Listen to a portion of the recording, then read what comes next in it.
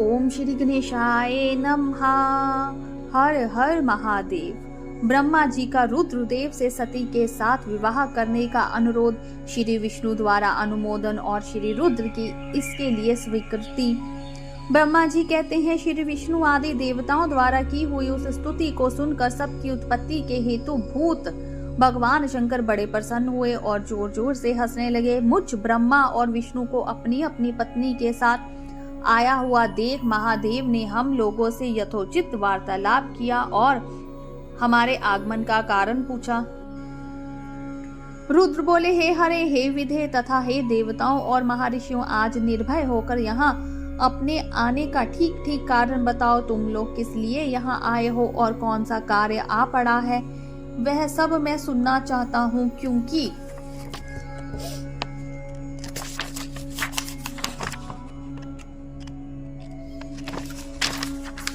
क्योंकि तुम्हारे द्वारा की हुई स्तुति से मेरा मन बहुत प्रसन्न है। मुने महादेव जी के इस प्रकार पूछने पर भगवान विष्णु की आज्ञा से मैंने वार्तालाप आरंभ किया। मुझ ब्राह्मण ने कहा, देव देव महादेव करुणा सागर प्रभु, हम दोनों इन देवताओं और ऋषियों के साथ जिस उद्देश्य से यहाँ आए हैं उसे सुनिए। वृषभ ध्वज विशेषगता आपके लिए ही हमारा यह आगमन हुआ है, क्योंकि हम तीनों सारथी हैं।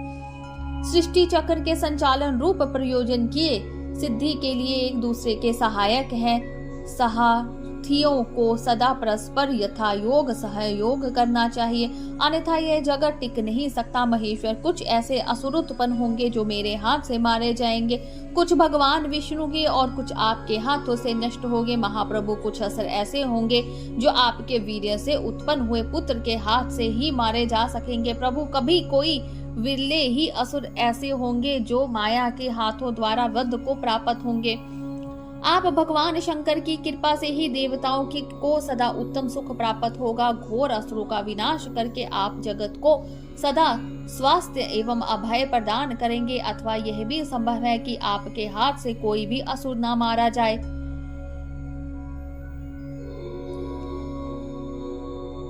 क्योंकि आप सदा योग युक्त रहते हुए राग देश से रहित हैं तथा एकमात्र दया करने में ही लगे रहते हैं। ईश, यदि ये असुर भी आधारित हो आपकी दया से अनुग्रहित होते रहे तो सृष्टि और पालन का कार्य कैसे चल सकता है। अतः वृषभ ध्वज, आपको प्रतिदिन सृष्टि आदि के उपयुक्त कार्य करने के लिए उद्यत रहना चाहिए। यदि सृष्टि पालन और संहार रूप कर्म ना करने हो तब तो हमने माया से जो भिन्न भिन्न शरीर धारण किए हैं उनकी कोई उपयोगिता अथवा औचित्य ही नहीं है।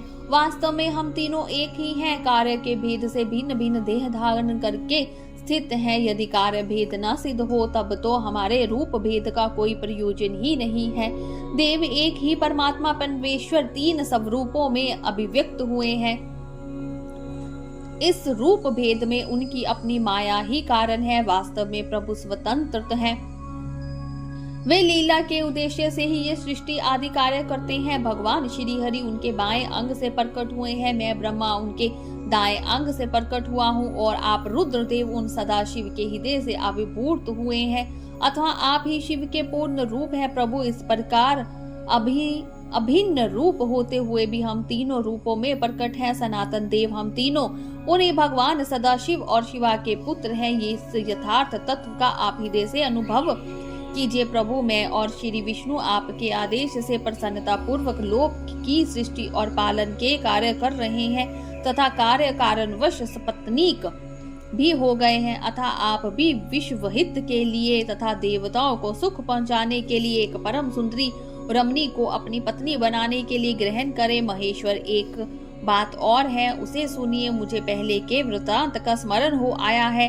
पूर्व काल में आपने ही शिव रूप से जो बात हमारे सामने कही थी वही इस समय सुना रहा हूँ। आपने कहा था, ब्राह्मणे, मेरा ऐसा ही उत्तम रूप तुम्हारे अंग विशेष ललाट से प्रकट होगा जिसकी लोक में रुद्र नाम से प्रसिद्धि होगी। तुम ब्रह्मा सृष्टि करता हो गए, श्री हरि जगत का पालन करने वाले हुए और मैं सगुण रुद्र रूप होकर संहार करने वाला होऊंगा।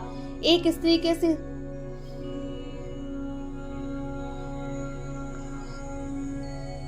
एक स्त्री के साथ विवाह करके लोक के उत्तम कार्य की सिद्धि करूंगा। अपनी कही हुई इस बात को याद करके आप अपनी ही पूर्व प्रतिज्ञा को पूर्ण कीजिए। स्वामीन, आपका यह आदेश है कि मैं सृष्टि करूं, श्री हरि पालन करे और आप स्वयं संहार के हेतु बनकर प्रकट हों।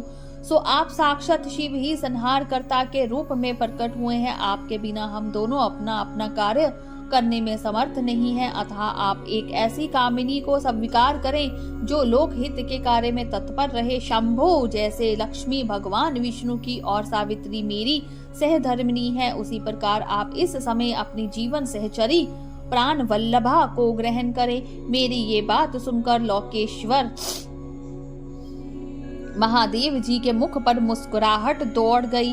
श्री हरि के सामने मुझसे इस प्रकार बोले। ईश्वर ने कहा, ब्राह्मणे हरे, तुम दोनों मुझे सदा ही अत्यंत प्रिय हो। तुम दोनों को देखकर मुझे बड़ा आनंद मिलता है।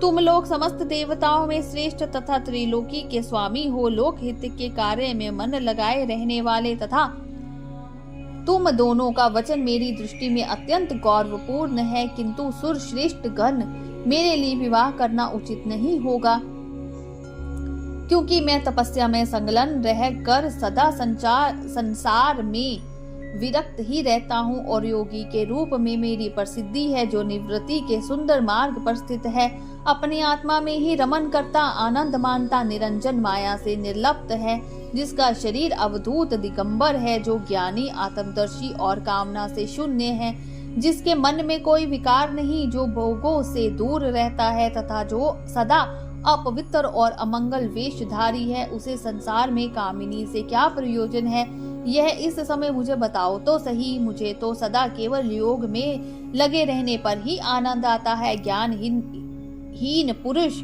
ही योग को छोड़कर भोग को अधिक महत्व देता है। संसार में विवाह करना प्राय बंधन में बंधना है, इसे बहुत बड़ा बंधन समझना चाहिए। इसीलिए मैं सत्य सत्य कहता हूँ, विवाह के लिए मेरी मन में थोड़ी सी भी अभिरुचि नहीं है। आत्मा ही अपना उत्तम अर्थ या स्वार्थ है, उसका भलीभांत चिंतन करने के कारण मेरी लौकिक स्मृति में प्रवृत्ति नहीं होती।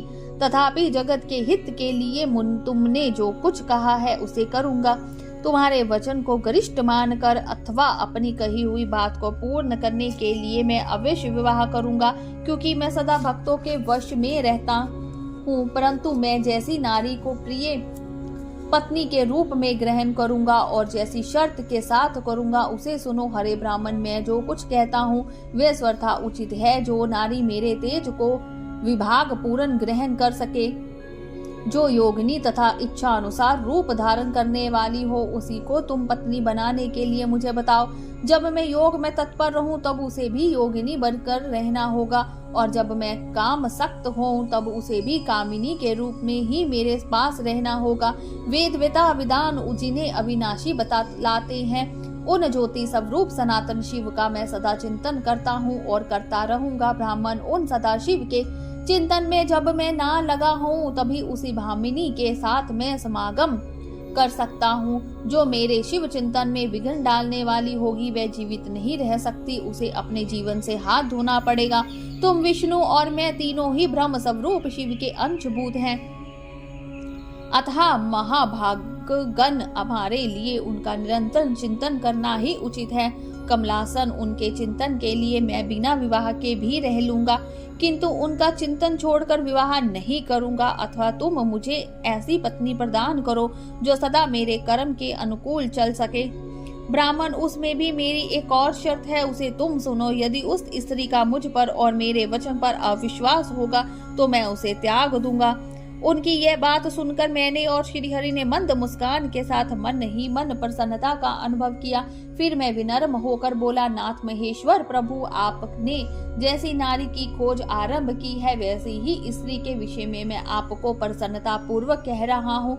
साक्षात सदाशिव की धर्म पत्नी जो उमा है वे ही जगत का कार्य सिद्ध करने के लिए भिन्न भिन्न रूप में प्रकट हुई है। प्रभु सरस्वती और लक्ष्मी, ये दो रूप धारण करके वे पहले ही यहाँ आ चुकी हैं।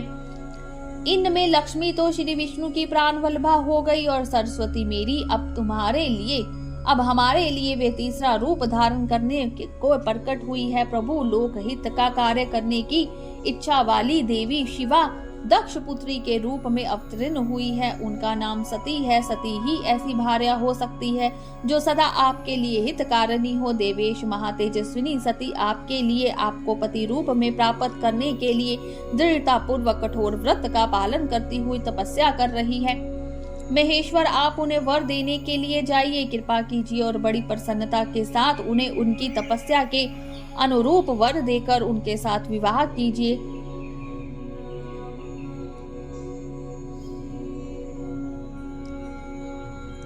शंकर भगवान विष्णु की मेरी तथा इन संपूर्ण देवताओं की यही इच्छा है। आप अपनी शुभ दृष्टि से हमारी इस इच्छा को पूर्ण कीजिए, जिससे हम आदर पूर्वक उस उत्सव को देख सके। ऐसा होने से तीनों लोकों में सुख देने वाला परम मंगल होगा और सबकी सारी चिंता मिट जाएगी, इसमें संशय नहीं है।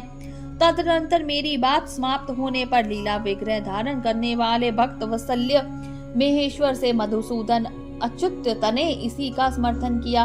तब भक्त वत्सल्य भगवान शिव ने हंसकर कहा, बहुत अच्छा, ऐसा ही होगा। उनके ऐसा कहने पर हम दोनों उनसे आज्ञा ले अपनी पत्नी तथा देवताओं और मुनियों के साथ अत्यंत प्रसन्न हो अपने अभीष्ट स्थान को चले आए।